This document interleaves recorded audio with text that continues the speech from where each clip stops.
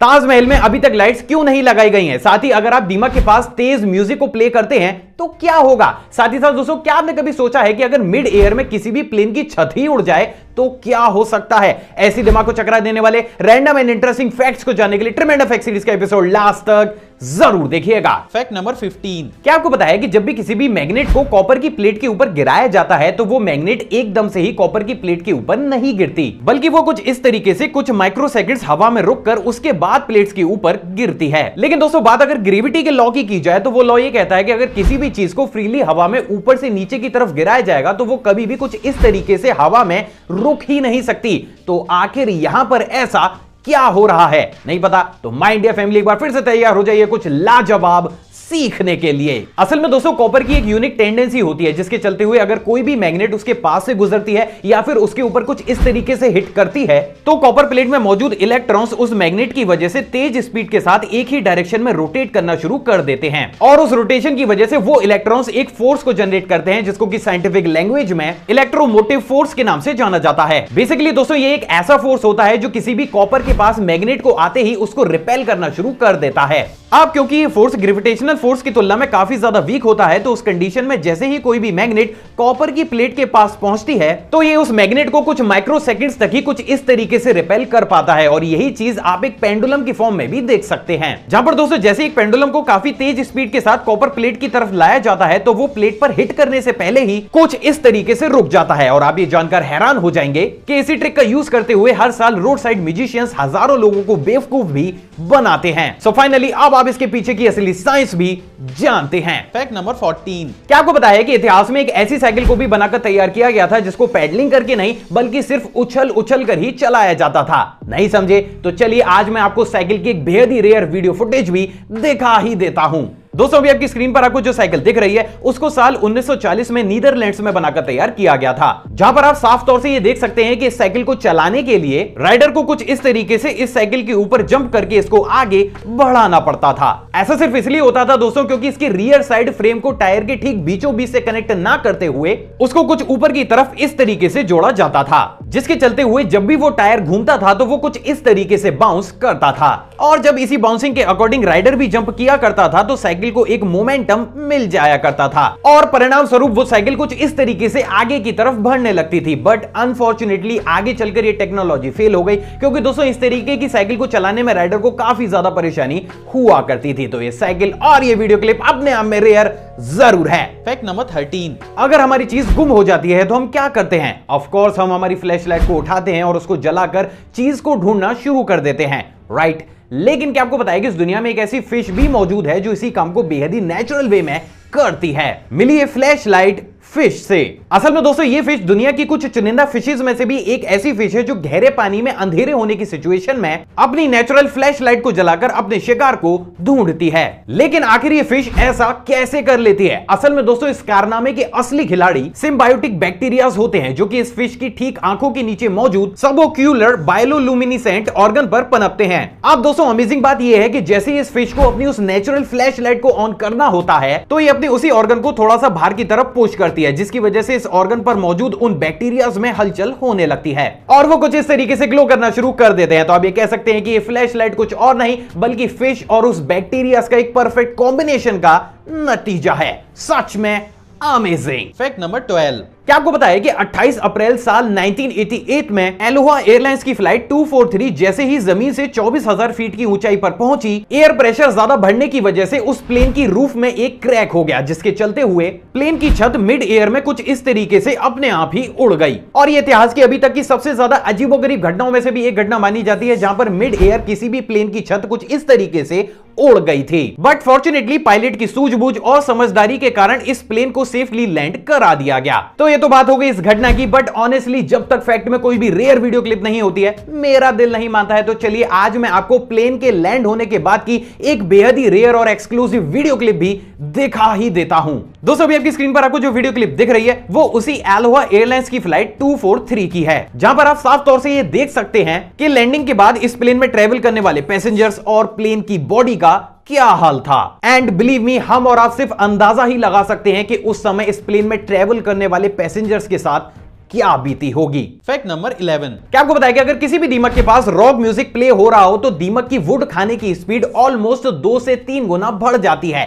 लेकिन आखिर rock music play करने से ऐसा क्या होता है जिसकी वजह से दीमक अपनी ईटिंग स्पीड को बढ़ा देती है? नहीं पता तो माय इंडिया फैमिली एक बार फिर से तैयार हो जाइए अपनी साइंस क्लास में चलने के लिए। असल में दोस्तों, चाहे हम ह्यूमंस हो या फिर कोई भी इंसेक्ट, हम सभी के अंदर मौजूद ब्रेन की सबसे बड़ी प्रायोरिटी उस बॉडी को जिंदा रखने की होती है। और आप ये जानकर हैरान हो जाएंगे दोस्तों कि इसके लिए ह्यूमन ब्रेन या फिर किसी भी इंसेक्ट का ब्रेन किसी भी हद तक जा सकता है। और यही होता है दीमक और रॉक म्यूजिक के केस में। असल में दोस्तों, कोई भी दीमक बेहद ही आसानी से साउंड वाइब्रेशन और फ्रीक्वेंसीज को पहचान सकती है। अब जैसे ही किसी भी दीमक के पास लाउड रॉक म्यूजिक को बजाया जाता है तो उस म्यूजिक से जनरेट हुई वाइब्रेशन और फ्रीक्वेंसीज जैसे ही दीमक के ब्रेन में एंटर करती हैं, वो दीमक के ब्रेन को एक तरीके से हाईजैक कर देती हैं। तो दोस्तों, इस सिचुएशन में अब होता कुछ ऐसा है कि उन फ्रीक्वेंसीज और वाइब्रेशन की वजह से दीमक का ब्रेन अपने टेस्ट रिसेप्टर से अपना कंट्रोल खो देता है और उसको ऐसा लगने लगता है कि दीमक उस समय जो कुछ भी खा रही है वो काफी ज्यादा टेस्टी और हेल्दी है और यही चीज उसके सर्वाइवल के लिए काफी ज्यादा इंपॉर्टेंट है। और यही वो कारण है जिसके चलते हुए दीमक का ब्रेन तुरंत ही उसके माउथ को यह सिग्नल देता है कि वो अपने खाने की स्पीड को 2 से 3 गुना बढ़ा दे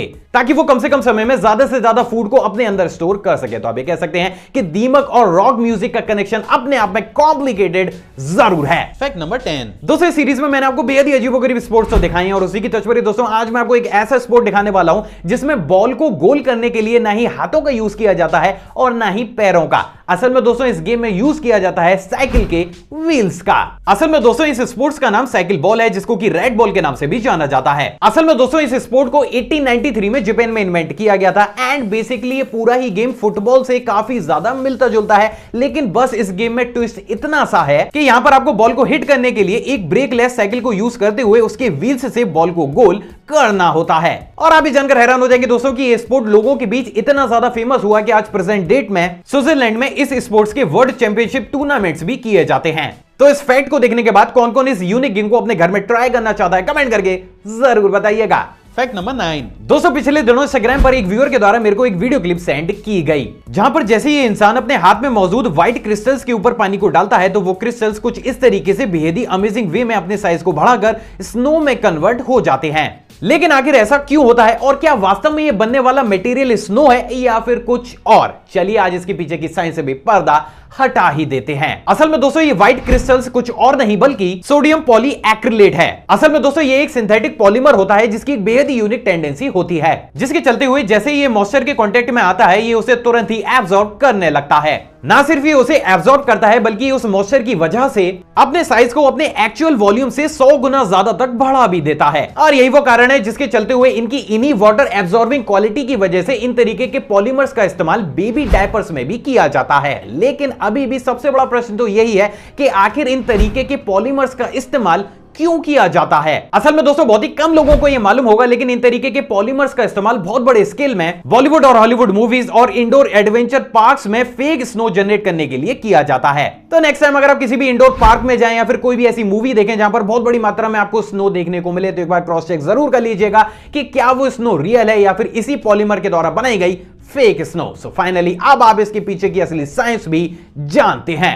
फैक्ट नंबर 8। क्या आपको बताया कि इस दुनिया में एक ऐसी लिजर्ड भी मौजूद है जो अपने एनिमी से डरकर भागती नहीं है बल्कि उनको ही भगा देती है। यानी कि जो शिकार करने आता है वो खुद ही इस लिजर्ड से डरकर भाग जाता है। लेकिन आखिर ये लिजर्ड इस कारनामे को कैसे कर लेती है? असल में दोस्तों, इस लिजर्ड का नाम फ्रिल्ड नेक लिजर्ड है। और आप ये जानकर हैरान हो जाएंगे दोस्तों कि जैसे इस लिजर्ड को किसी भी दूसरे एनिमल या फिर इंसेक्ट से कोई भी खतरा महसूस होता है तो ये खुद डरकर भागने की जगह अपने इन यूनिक से विंग्स को खोलकर खुद उस शिकारी के पीछे उसे डराकर भगाने लगती है। अब यहां पर सबसे ज्यादा अमेजिंग बात यह है दोस्तों कि इसके यूनिक से विंग्स कुछ इस तरीके से डेवलप करते हैं कि जैसे ये अपने विंग्स को खोलकर कुछ इस तरीके से दौड़ती है तो ये विंग्स इससे टकराने वाली हवा को तुरंत ही ठंडा करना शुरू कर देते हैं जिसके चलते हुए दौड़ते वक्त भी कभी भी इस लिजर्ड का टेंपरेचर नहीं बढ़ता है। और यही वो कारण है जिसके चलते हुए ये लिजर्ड किसी भी शिकारी को घंटों तक दौड़ा दौड़ा कर डरा सकती है। तो ये लिजर्ड और इसकी ये क्वालिटी अपने आप में लाजवाब जरूर है। Fact number 7। क्या आपको बताया कि साल 2008 में फ्लोरिडा में 13 साल के एक लड़के को स्कूल से पुलिस के द्वारा अरेस्ट कर लिया गया था क्योंकि उसकी क्लास टीचर ने यह आरोप लगाया था कि वो लड़का क्लासरूम में बैठकर बार बार फार्ट कर रहा है। असल में दोस्तों जैसे कि मैंने आपको पहले भी बताया था कि फ्लोरिडा अपने फार्टिंग लॉ को लेकर काफी ज्यादा स्ट्रिक्ट रहता है, जिसकी वजह से आप फ्लोरिडा के किसी भी पब्लिक प्लेस में शाम को 6 बजे के बाद फार्ट नहीं कर सकते हैं, और अगर आप ऐसा करते हैं तो आपको जेल तक भी हो सकती है। और उसी की तर्ज पर ही जब इस लड़के ने क्लासरूम में काफी ज्यादा बार फार्ट किया तो इसकी टीचर ने इसके ऊपर एलिगेशन लगाते हुए पुलिस को यह बताया कि क्योंकि ये लड़का क्लासरूम के माहौल को कुछ ज्यादा ही खराब कर रहा था तो इसको अरेस्ट किया जाना चाहिए। एंड एज अ रिजल्ट इस लड़के को फ्लोरिडा के अंदर सिर्फ फार्ट करने की वजह से अरेस्ट भी किया गया। अब आप मुझे कमेंट करके जरूर बताइएगा कि अगर इंडिया के स्कूलों में ऐसा हो तो क्या होगा। Fact number 6। इस दुनिया में बहुत से ऐसे लोग हैं जिनके सामने अगर इंग्लिश में कुछ भी बोला जाए तो उसको बेहद ही आसानी से समझ लेते हैं, लेकिन ऑन दी अदर हैंड बात अगर इंग्लिश बोलने की जाए तो वो चाहकर भी कभी भी फ्लुएंट इंग्लिश को नहीं बोल पाते हैं। लेकिन जब हमारा ब्रेन इंग्लिश लैंग्वेज को समझ सकता है तो वो उसको बोल क्यों नहीं पाता?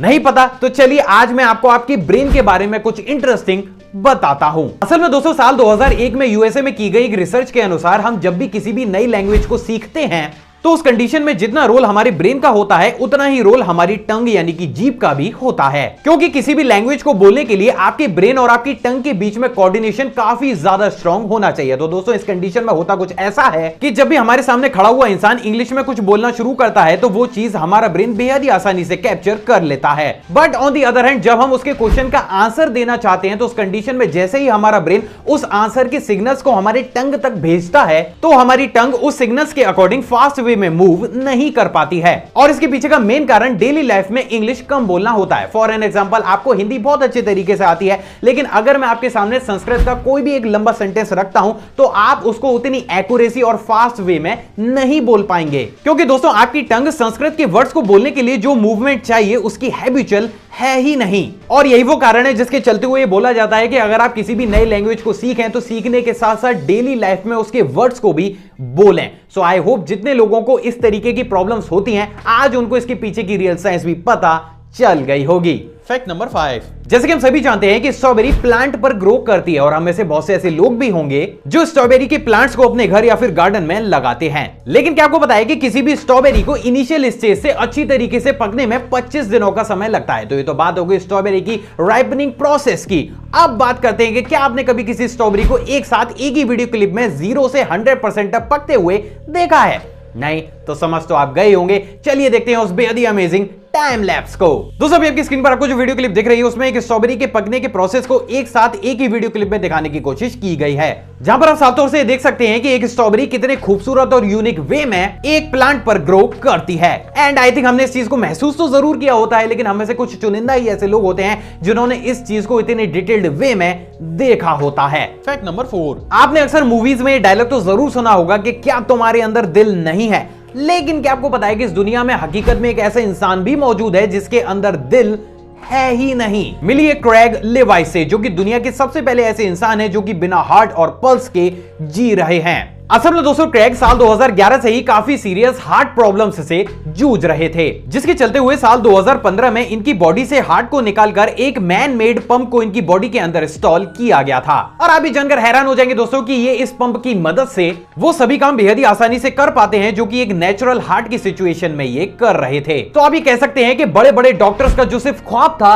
असल में वो अब हकीकत बन चुका है। Fact number 3। क्या आपको पता है कि इस दुनिया में हाइपेट्रिचोसिस नाम का एक बेहद ही रेयर जेनेटिक डिसऑर्डर भी मौजूद है, जिसमें इंसान के शरीर के ऊपर कुछ ज्यादा ही बाल ग्रो करने लगते हैं। मतलब कि इस कंडीशन में पेशेंट के शरीर के ऊपर बालों का फर बन जाता है और हर जगह सिर्फ बाल ही बाल नजर आते हैं। और इस डिसऑर्डर का जीता जागता एग्जांपल है थाईलैंड की सुपात्रा सुसुफैन, जिनके पूरे ही शरीर के ऊपर इस डिसऑर्डर की वजह से कुछ इस तरीके के बेहद ही घने बाल ग्रो करते हैं। और यही वो कारण है जिसके चलते हुए सुपात्रा को साल 2010 में दुनिया का सबसे ज्यादा बाल वाला इंसान घोषित करते हुए इनके नाम एक नया वर्ल्ड रिकॉर्ड भी किया गया था। अब दोस्तों यहाँ पर सबसे ज्यादा डराने वाली बात यह है कि इतनी ज्यादा एडवांस मेडिकल साइंस होने के बावजूद भी हमारे डॉक्टर्स को यह नहीं पता है कि आखिर ये जेनेटिक डिसऑर्डर कैसे हो जाता है। और यही वो कारण है जिसके चलते हुए आज तक भी मेडिकल साइंस पर इस बीमारी का कोई भी इलाज मौजूद नहीं है। Fact number 2। दोस्तों ये वाला फैक्ट करंट अफेयर की टच पर है। क्या आपको पता है कि अभी हाल ही में फिनलैंड के हेलसिंकी एयरपोर्ट पर बहुत से ट्रेन्ड डॉग्स को विश्व भर में फैली हुई महामारी को डिटेक्ट करने के लिए तैनात किया गया है। असल में दोस्तों इन डॉग्स को कुछ इस तरीके से ट्रेनिंग दी गई है कि ये बेहद ही आसानी से किसी भी इंसान के स्वेट यानी कि पसीने की गंध को सूंघकर ये बता सकते हैं कि क्या वो इंसान स्वस्थ है या फिर वो उसी महामारी से जूझ रहा है। और यही वो कारण है जिसके चलते हुए फिनलैंड का ये एयरपोर्ट दुनिया का अभी तक का सबसे पहला ऐसा एयरपोर्ट बन गया है जिसमें महामारी को डिटेक्ट करने के लिए टेक्नोलॉजी नहीं बल्कि डॉग्स का इस्तेमाल किया जा रहा है। फैक्ट नंबर 1, ताजमहल में आज तक लाइट्स क्यों नहीं लगाई गई? असल में दोस्तों इस टॉपिक के ऊपर आपको ऑलरेडी काफी ज्यादा वीडियोस देखने को मिलेंगी, लेकिन उन सभी वीडियोस में कोई भी लॉजिकल या फिर साइंटिफिक रीजन नहीं बताया गया है। तो चलिए आज मैं सबसे पहली बार आपको इसके पीछे का लॉजिकल और साइंटिफिक रीजन बता ही देता हूं। तो बात अगर साइंटिफिक वे की जाए दोस्तों तो ये तो हम सभी जानते हैं कि ताजमहल को व्हाइट मार्बल का यूज करते हुए बनाया गया है और व्हाइट कलर लाइट को सबसे बड़े अमाउंट में रिफ्लेक्ट करता है। तो दोस्तों अगर रात में ताजमहल के ऊपर ब्राइट लाइट्स को डाला जाए तो फॉर श्योर ये खूबसूरत इमारत उस लाइट को रिफ्लेक्ट जरूर करेगी, जिसकी वजह से ताजमहल रात में काफी ज्यादा चमकेगा। एंड जैसे कि हम सभी जानते हैं कि दुनिया में बहुत सारे ऐसे इंसेक्ट हैं जो कि लाइट की तरफ अट्रैक्ट होते हैं। तो दोस्तों अगर उस कंडीशन में ताजमहल इतने बड़े स्केल पर ग्लो करेगा तो यह बात तो पूरी तरीके से साफ है कि वो इंसेक्ट ताजमहल की तरफ अट्रैक्ट होंगे, और अगर वो ताजमहल की तरफ अट्रैक्ट होंगे तो फॉर श्योर वो ताजमहल के ऊपर बैठकर उसके पत्थरों को भी डैमेज कर देंगे। और दोस्तों बात अगर डैमेज की जाए तो ताजमहल को उसके आसपास का पॉल्यूशन ही ऑलरेडी काफी ज्यादा डैमेज कर रहा है। तो अगर इस कंडीशन में ताजमहल के ऊपर लाइट डाली जाएगी तो कहीं ना कहीं हम ताजमहल की डैमेज को और ज्यादा बढ़ा देंगे। तो दोस्तों ये तो बात हो गई साइंटिफिक वे की। अब बात करते हैं देश के बड़े बड़े आर्कियोलॉजिस्ट की। असल में दोस्तों भारत के बड़े बड़े आर्कियोलॉजिस्ट का ऐसा मानना है कि क्योंकि ताजमहल को बनवाते समय इस बात का बखूबी ध्यान रखा गया था कि यह इमारत रात में चांद की रोशनी में बेहद ही खूबसूरत वे में चमकनी चाहिए, और यही वो कारण था जिसके चलते हुए इस इमारत को इस तरीके से अलाइन भी किया गया है। अब अगर हम उस कंडीशन में ताजमहल को आर्टिफिशियल लाइट डालकर रात में रोशन करते हैं तो कहीं ना कहीं हम इसकी नेचुरल ब्यूटी को कम कर देंगे, और यही वो कारण है जिसके चलते हुए ताजमहल की इसी नेचुरल ब्यूटी को देखने के लिए हर महीने 5 दिन टूरिस्ट ताजमहल को रात में भी विजिट करते हैं, जहां पर वो ताजमहल की इस नेचुरल ग्लो को निहारते भी। अब दोस्तों अगर ताजमहल के ऊपर हर दिन आर्टिफिशियल लाइट डालकर उसको चमकाया जाएगा तो कहीं ना कहीं ये टूरिस्ट का वो अट्रैक्शन भी खो सकता है, और यही वो कारण है जिसके चलते हुए आज तक भी ताजमहल को रात में लाइट्स का यूज करते हुए कभी भी नहीं चमकाया जाता। आई होप दोस्तों आज की वीडियो आपको नॉलेजेबल लगी होगी। अगर आपको ये वीडियो पसंद आई तो इस वीडियो को दिल खोलकर लाइक शेयर और कमेंट जरूर कीजिएगा। आप चाहें तो मुझे इंस्टाग्राम पर भी फॉलो कर सकते हैं, वहां भी मैं शॉर्ट फैक्ट्स और बैक स्टेज मोमेंट को टाइम टू टाइम शेयर करता रहता हूं, जिसका लिंक आपको स्क्रीन पर या फिर डिस्क्रिप्शन बॉक्स में मिल जाएगा। एक और फ्रेश कमाल वीडियो में आप सभी से दोबारा मुलाकात होगी दोस्तों। जय हिंद।